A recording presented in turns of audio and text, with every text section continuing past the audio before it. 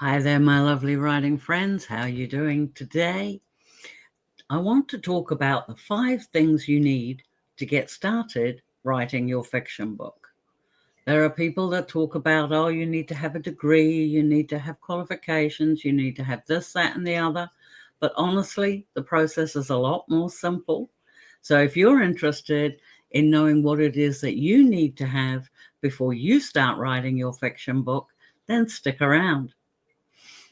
The first thing you need, and to me, one of the absolutely most important, well, actually, no, I tell a lie. To me, it's the least important.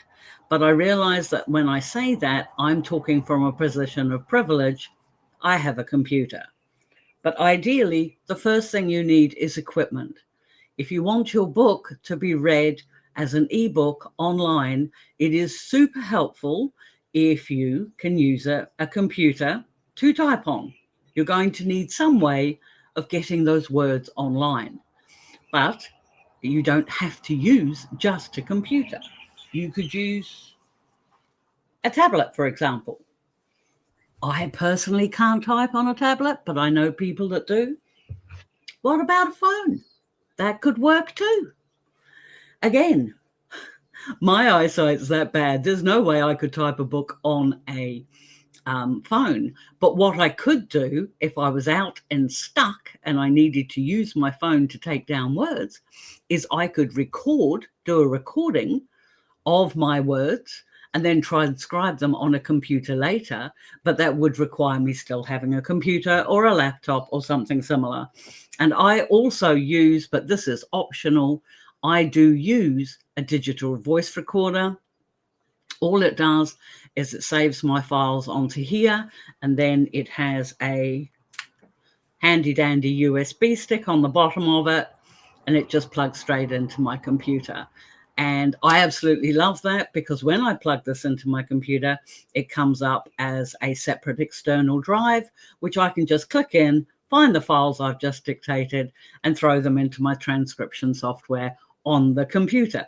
So you need equipment. That's the first thing. But I'm assuming if you're watching this, then you have some form of electronic device. So you are set in that equipment. Now, the second thing might surprise you, but the second thing you need is a genre. You do need to decide upon a genre.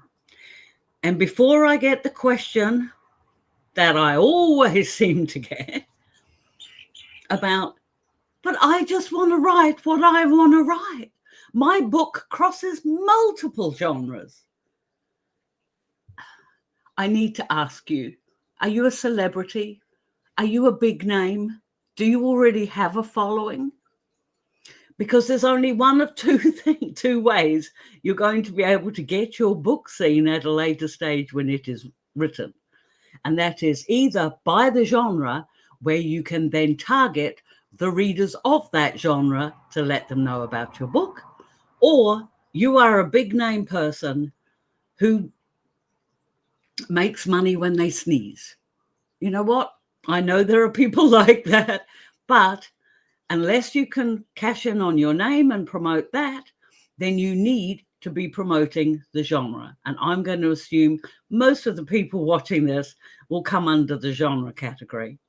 It is super, super important when you are marketing your book. And this is what I mean about having a long view of what you're doing, to be able to target, to already have a reader group established, even if they don't know about your books yet.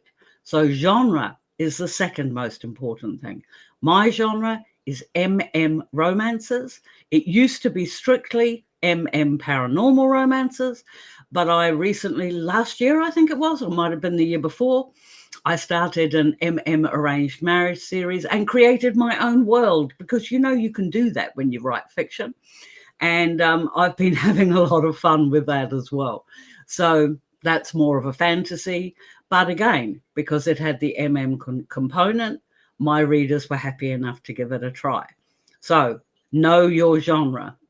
The second thing you need, as she frantically looks for her notes, this one's not scripted in case you hadn't guessed. But then third thing you need is an idea. I have been doing this a long time. If you've watched any of my other videos, then you probably know I've been writing as an indie publisher for 11 years. So I write romances, and I already know what it is that I need to start my books. And how I get my ideas is I find pictures. I find pictures of my main characters, and then I have them. You can't see it on this camera, unfortunately, but I have a notice board up there with my inspiration pictures on it, and I have a copy of that same thing down here on my Wacom. It's covering my Wacom tablet. But so they're there. They can see them. And I get a lot of inspiration from my character pictures. But for other people, they may have an idea. Maybe they've read another book or a trope of books, you know, a series or something, and they've thought, what if? And you get your ideas that way. You read what somebody else has written and you think, but what if instead, if they did this and they did that? And before you worry about the fact that, oh, you'll be copying somebody else's work, no. I've already proven there's some collab work that I've already done that you can have a group of 4 to 6 people and they could all have the same idea, and the books that come out are all completely different because, you know, they're written from your heart, not somebody else's. So anyway, you need an idea. You need something to give you a start. So I know some people will plot, some people pants. I am a pantser. But then I do need to qualify that because I've also read literally thousands of books. And so I'm used to how a story's paced, how it goes, how it flows. You know, every story obviously has to have a beginning, a middle, and an end. And I normally just think of an action scene or something and dive my readers into the beginning. And then I work everything out as my characters progress along the way. That's just what I do. But I've been doing this for a long time. You might feel more comfortable drafting out an outline or something like that. So you want a basic premise. What is your story going to be about? A tagline, for example. What do they call it? An elevator pitch, where it's a couple of sentences about what your book is about. And then your outline is broken. It can either be broken down into scenes, or it can be broken down into chapters, or however you want to, you know, work it out for yourselves. If you want some advice on how to do that, I strongly recommend the book Save the Cat. I think it's called Save the Cat. I'm sure it's called Save the Cat. I was looking in my bookcases if I could see it, but I can't see it handy. But yeah, Save the Cat. They will help you plot and outline your story for you. And yeah, there's only one more thing you need, my friends, before you get started. And that's called passion. Writing a book is not easy, as anybody will tell you who has done it. You know, it might look easy from the outside, from, you know, people who don't have an awareness of what it takes, but it takes discipline, it takes dedication, it takes slogging through when you think that everything you've written is crap. And after 11 and a half years, I still feel that way, at least at one point when I'm at any book I'm writing. That's normal. That's what's called being an author. But if you don't have the passion, the same as if you were deciding to run a marathon, for example, you would not just go out and run a marathon. You'd be doing the little bits. You'd be doing the daily training. You'd be doing all the exercising. You'd be watching your diet. You'd be putting in all the hard work. And what a lot of people will see is when you finish the marathon, that's all they see, that you did that. But they don't know about the months and months and months and sometimes years of hard work that went up to you running that marathon. And the book writing is exactly the same. Although between you and me, I will let you know, physically it's a lot less tiring. I would far rather write a book than run a marathon. So there you go. But that's all you need, my friends. You need the equipment to be able to get your book into a form eventually where it will be read. You need to know your genre before you start, because that is an important point in marketing, which we will discuss in a later video. You need to have an idea, some idea of what it is that you want to write.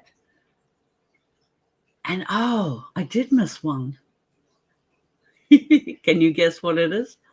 I missed out time.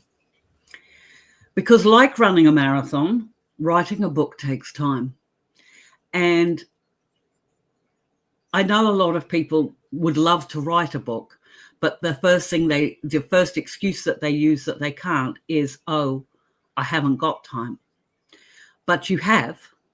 If you sat down and wrote down everything you'd done, like how you accounted for every minute of your waking day in a notebook, you would find you had lots of time. Because there's all those little 5 minutes here and there's 10 minutes there and everything else. A person who makes a big deal out of, oh, I haven't got time, is a person who doesn't really want to do it. Or maybe they do want to do it, but they're just scared to try. I've been there, my friend. I know what that's like.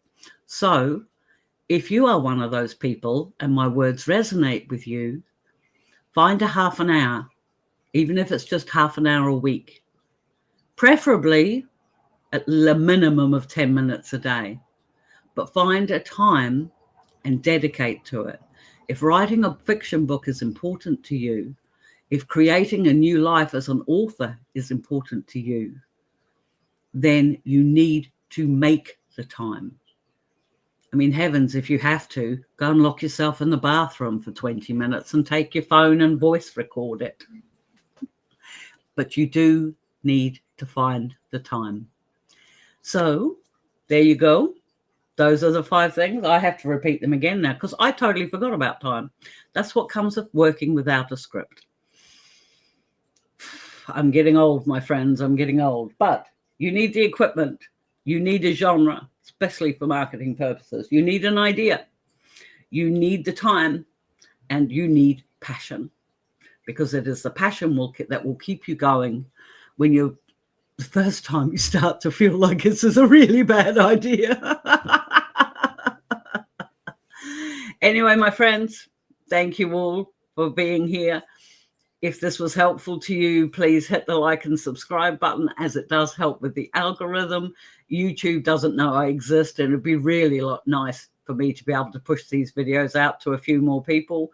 So if you could do that for me, I'd be truly grateful. And if you've got any questions at all about writing, marketing, or publishing, self-publishing your work, then please drop them in the comments below, and I promise you I will answer. And until next time, my friends, have a good week. Or should I say, enjoy your writing? I can't think of a catchphrase yet. If you can think of one, let me know. But in the meantime, I'll use the one I use for my readers, and that is, hug the ones you love, my friends. Bye.